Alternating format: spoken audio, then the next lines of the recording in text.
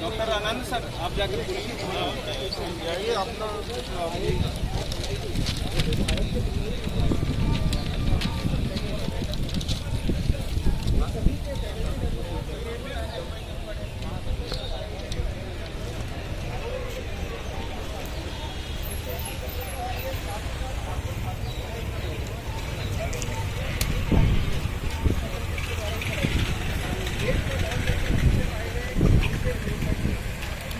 अमल करो, अमल करो, अमल करो। एनईपी पे अमल करो, अमल करो, अमल करो। एनईपी पे अमल करो, अमल करो, अमल करो। एनईपी पे अमल करो, अमल करो, अमल करो। गीता चंद्राकर है। अंकिता जी, जैसे हम देख रहे हैं हजारों की संख्या में लोग आए हुए, किन मांगों को लेके आए दिल्ली के जंतर मंतर पे, आखिर आप लोगों के साथ हुआ क्या? यहाँ पे जो संख्या में दिख रहे हैं आपको, ये 1000 लोग, हम एक्चुअली में 1500 लोग हैं। हम असिस्टेंट प्रोफेसर हैं अंडर टेक्यूब 3 प्रोजेक्ट धारक हैं, और हम यहाँ पर भारत सरकार की टेक्यूब 3 प्रोजेक्ट के थ्रू यहाँ पे एम्प्लॉयड थे। भारत के विभिन्न राज्यों में हम एम्प्लॉयड थे, और हमारा जो कॉन्ट्रैक्ट है वो 31 मार्च को ख़त्म हो रहा है। तो इसलिए हम यहाँ पर आए हैं अपनी एक्सटेंशन की बात लेकर, क्योंकि हमारे जो प्रोजेक्ट इम्प्लीमेंटेशन प्लान है उसमें ये मेंशन किया गया था पेज नंबर 95 में कि पोस्ट द प्रोजेक्ट हम टेक्यू फैकल्टीज़ को रिटेन किया जाएगा। हम लोगों के लिए एक टीचर एनहांसमेंट फंड बनाया जाएगा, जिसमें सेंट्रल गवर्नमेंट, स्टेट गवर्नमेंट और इंस्टीट्यूट्स उसमें कंट्रीब्यूट करेंगे और क्वालिटी फैकल्टीज़ को रिक्रूट करेंगे। हम जब 2017 में आए थे तो जो जितने भी कॉलेजेस थे स्टेट के इंजीनियरिंग कॉलेजेस, वहाँ पर ना बच्चे हुआ करते थे, ना पे वहाँ पे कोई भी क्वालिटी नहीं थी टेक्निकल एजुकेशन की। इंजीनियरिंग की क्वालिटी बहुत ही ख़राब थी, बेसिक एमिनिटीज़ भी नहीं थी। और इन 3 सालों में इतना क्वालिटी इम्प्रूवमेंट हुआ है, बच्चों ने गेट क्वालिफाई किया है, एक रिसर्च का माहौल डेवलप हुआ है, लैब्स प्रोक्योर हुए हैं, एनबी एक्रेडिशन प्राप्त हुआ है बहुत सारे कॉलेजेस को। तो बहुत सारी ऐसी एक्टिविटीज़ हुई हैं। 4 साल की इंजीनियरिंग डिग्री को मात्र 3 साल में बहुत ही बेहतरीन तरीके से इम्प्रूव किया गया है। और ये सारा मतलब ये भारत सरकार ने भी माना है, क्योंकि नीति आयोग के रिपोर्ट में भी ये मेंशन है, वर्ल्ड बैंक के रिपोर्ट में भी ये मेंशन है। जिस तरह आप लोगों को कॉन्टैक्ट पे रखा गया था, उसका सीमा समाप्त होगी तो आगे चाह रहे कि इसी तरह आगे फिर आप लोगों को लिया जाए। हाँ, क्योंकि MOU हुआ था स्टेट और सेंटर के बीच में, उसमें ये बात लिखी गई है कि PIP में जो भी पॉइंट्स मेंशन किए गए हैं हमारे सस्टेनेबिलिटी के लिए, हमारे रिटेंशन के लिए, उसमें ये मेंशन है कि पोस्ट द प्रोजेक्ट जो क्वालिटी वेल परफॉर्मिंग फैकल्टीज होंगे उनको रिटेन किया जाएगा। तो लेकिन आप लोगों ने कहीं रिटर्न में दिया इससे पहले, या सीधे जंतर मंतर पहुँच गया? नहीं, हमने रिटेन में भी दिया है। संसद में 8 मार्च को ये बात उठाई भी गई थी, और बहुत बार ये बात उठाई भी गई है। हमने रिटर्न में भी दिया हुआ है। IIT NIT के प्रोफेसर्स ने रिकमेंडेशंस भेजे हैं, नीति आयोग ने रिकमेंडेशंस भेजे हैं, वर्ल्ड बैंक ने रिकमेंडेशन भेजे हैं, क्योंकि ये प्रोजेक्ट जो है वर्ल्ड बैंक फंडेड है, तो वर्ल्ड बैंक ने भी रिकमेंडेशंस भेजे हैं। उसके बावजूद भी आप लोगों को आगे नहीं किया? हाँ, AICT ने भी हमें सराहा है, NBA ने भी सराहा है, सब ने सराहा है, सब हमें सराहा रहे हैं। लेकिन हमारे पोस्ट प्रोजेक्ट के बाद हम फैकल्टीज का क्या होगा, इसके बारे में कोई कुछ आपकी बातें मानी जा रही, कौन रोक रहा है बीच में? सेंटर क्या कर रही है कि वो स्टेट पे डाल रही है कि स्टेट सस्टेनेबिलिटी प्लान बनाएगी। स्टेट कह रहा है कि सेंटर ने रिक्रूट किया था तो सेंटर सस्टेनेबिलिटी प्लान बनाएगी। तो इस तरह से हमें फुटबॉल की तरह इधर से उधर जस्ट घुमाया जा रहा है, और हमारे लिए सस्टेनेबिलिटी प्लान 3 साल में भी तैयार नहीं किया गया है। 2017 में जो वैकेंसी आई थी उसमें टीक्यू 3 प्रोजेक्ट पे एक वैकेंसी आई थी, जिसमें यह था कि जो सुदूर क्षेत्र हैं हमारे देश के, जो पिछड़े राज्य हैं 12 राज्य, उन 12 राज्यों में असिस्टेंट प्रोफेसर की नियुक्ति की जाएगी। और उसमें जो IIT, NIT, IISc बंगलौर, यहाँ से पढ़े हुए जो हमारे क्वालिफाइड लोग हैं, ये विदेश में न जाने के बजाय अपने देश में कुछ अच्छा काम करें, देश के सेवा करें। केंद्र सरकार की थी या राज्य सरकार? ये केंद्र सरकार की एक वर्ल्ड बैंक से हमारे पास वर्ल्ड बैंक से इनका एक योजना थी तो कि जो आप यहाँ दिल्ली के जंतर मंतर पे आने का मेन मकसद क्या है? वो मेन मकसद हमारा ये है कि जो हमारे साथ MOU साइन हुआ था, जो MOU स्टेट गवर्नमेंट और सेंट्रल गवर्नमेंट के बीच में साइन हुआ था कि हम आप पोस्ट प्रोजेक्ट खत्म होने के बाद हम आपको सस्टेन करेंगे, वो सस्टेनेबिलिटी प्लान अभी तक हमें नहीं मिला है।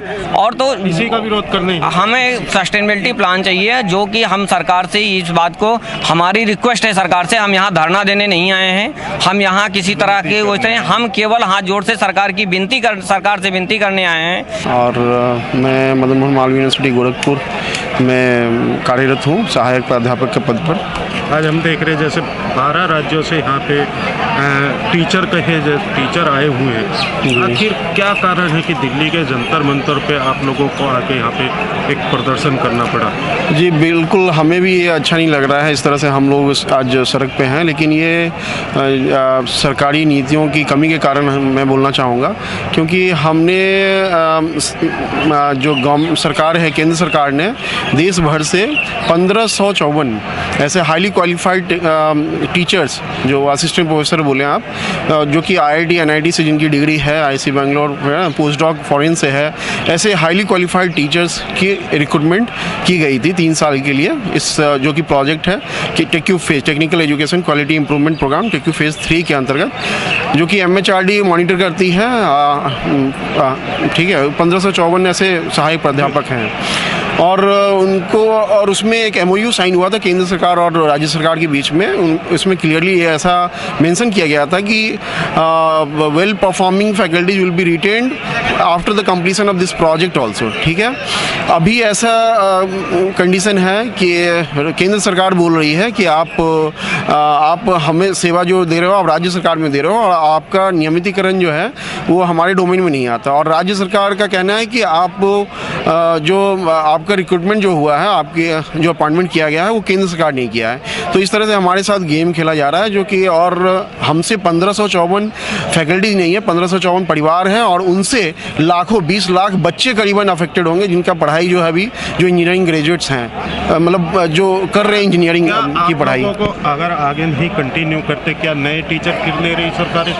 देखिए सर, इसमें ऐसा कुछ है उनका? इसमें क्या है कि किसी को कोई फ़र्क नहीं। SFR जो बोलते हैं, स्टूडेंट टू फैकल्टी रेशियो, जो है मोदी जी के आने के बाद 1:15 है ना, था पहले 1:20 उन्होंने किया कि 20 बच्चों पे एक टीचर हमें चाहिए, जो कि बिल्कुल ये लोग क्या करते हैं, कॉलेज यूनिवर्सिटी जो भी है इस तरह की सरकारी और टेक्यू फेज़ 3 के अंतर्गत, तो वो लोग गेस्ट फैकल्टी हो या PhD स्कॉलर हो, उनको दिखा देते हैं फैकल्टी की तरह और अपने SFR मेंटेन करके दिखा देते हैं डेटा में। एक्चुअल में होता नहीं है। वहाँ पर अगर आप देखेंगे फैकल्टीज़ की भारी कमी है, किल्लत है, और ऐसे में हम पे 3 साल में, पिछले 3 सालों में काफ़ी पैसा, crore of rupees central government ने जो है MHRD ने खर्च किया है, जो कि स्पॉन्सर्ड बाय वर्ल्ड बैंक है। ठीक है, वो करोड़ ऑफ रुपीज़ खर्च किए गए हैं बाकी हमारी ट्रेनिंग में। और ऐसे मैन पावर, आप देखो, पैसा और मैन पावर दोनों आपके पास तैयार है और रिक्वायरमेंट भी है, लेकिन बस सरकारी नीतियों की कमी के कारण हम आज सड़क पे हैं। IIT दिल्ली से PhD हूँ, और अभी मैं NIT सुल्तानपुर, जो उत्तर प्रदेश में एक इंजीनियरिंग कॉलेज है, ऑटोनॉमस इंजीनियरिंग कॉलेज है, उसमें कार्यरत हूँ एज असिस्टेंट प्रोफेसर। आखिर यहाँ दिल्ली के जंतर मंतर पे आने का कारण? देखिए, कारण तो बहुत सिंपल सा है सर, कि जो है हमसे कुछ वादा किया गया जब हमें नियुक्त किया गया स्टेट में, और ये नियुक्ति जो है सेंट्रल गवर्नमेंट ने की, और ये कह के की कि हम 3 साल के बाद में इस नियुक्ति को कंटिन्यू करेंगे और एब्जॉर्ब करेंगे जो भी वेल परफॉर्मिंग फैकल्टी होंगे उनको। अब क्या है कि सेंट्रल गवर्नमेंट कहती है कि हमने नियुक्ति करके स्टेट गवर्नमेंट को दिया था, स्टेट गवर्नमेंट आपको एब्जॉर्ब करेगी। स्टेट गवर्नमेंट कहती है कि हमने आपकी नियुक्ति नहीं की, इसलिए हम नहीं एब्जॉर्ब करेंगे, सेंट्रल गवर्नमेंट करेगी। सर, सैलरी कौन देता था आपको, केंद्र सरकार या राज्य? सैलरी हमें जो है सेंट्रल गवर्नमेंट देती है, लेकिन वो जो राज्य राज्य सरकार की सहमति थी कि आप पैसे देंगे और जब प्रोजेक्ट ख़त्म हो जाएगा, क्योंकि ये वर्ल्ड बैंक का प्रोजेक्ट है, प्रोजेक्ट ख़त्म होने के बाद में हम अपना जो है पैसे भी देंगे और इनको एब्जॉर्ब भी करेंगे। लेकिन अब वो स्टेट गवर्नमेंट मुकर रही है जो MOU में अनुबंध साइन हुआ था। तो क्या ऐसे कोई नोटिस आप लोगों के पास भेजेगा या मेल भेजेगा? जी, हम लोगों को भेज दिया गया है कि आपको जो है 31 मार्च को आपके जो सेवा है वो समाप्त हो रही है और जो MOU का अनुबंध था उसको वो लागू करने से मना कर रहे हैं। सभी राज्यों के सभी राज्यों में सेम स्थिति है, चाहे वो भारतीय जनता पार्टी से शासित राज्य हैं या कांग्रेस पार्टी की या किसी और पार्टी की, तो कमोबश स्थिति सेम है। दिल्ली के जनता हम लोग रिक्वेस्ट कर रहे हैं माननीय मंत्री जी से, शिक्षा मंत्री जी से और जितने भी राज्य के मुख्यमंत्री हैं उनसे भी हमारी रिक्वेस्ट है कि प्लीज़ जो हमसे वादा किया गया है उसको निभाएं, जिससे कि हम लोग जो हाईली क्वालिफाइड IITian है इससे एक गलत मैसेज हमारी सोसाइटी को भी जा रहा है, जो हमारे आने वाली पीढ़ी है उन पे भी जा रहा है कि क्यों पढ़ेंगे। नहीं आपकी आवाज़ सुनकर तो आगे के कदम क्या उठाएंगे? हमारा देखिए मौलिक अधिकार है कि हम उनसे रिक्वेस्ट करेंगे, प्रोटेस्ट भी करेंगे जब तक कि वो हमारी बातों को नहीं सुनते हैं। और जो हमारे बच्चे हैं जिनको हम पढ़ा रहे हैं, लाखों बच्चे, उनके भी फ्यूचर की बात है। अगर हम बाहर जा रहे हैं तो हम एक मैसेज भी दे रहे हैं कि इस हायर एजुकेशन का क्या फ्यूचर होगा। आपके इस प्रदर्शन में वे बच्चे भी आएंगे? अगर आप बच्चे सर ऑलरेडी प्रदर्शन में है अपने कॉलेजों में, वो दिल्ली नहीं आ सकते। यानी कि हर कॉलेज में बच्चे भी साथ दे रहे हैं? पढ़ाइयाँ नहीं हो रही हैं, क्लासेस नहीं चल रही हैं, परीक्षाएं स्थगित हो रही हैं, क्योंकि ड्यूटी कौन करेगा, कौन परफॉर्म करेगा। अगर 1500 फैकल्टी यहाँ पे दिल्ली में है तो वहाँ पे स्थिति क्या होगी कॉलेजों में, आप समझ सकते हैं।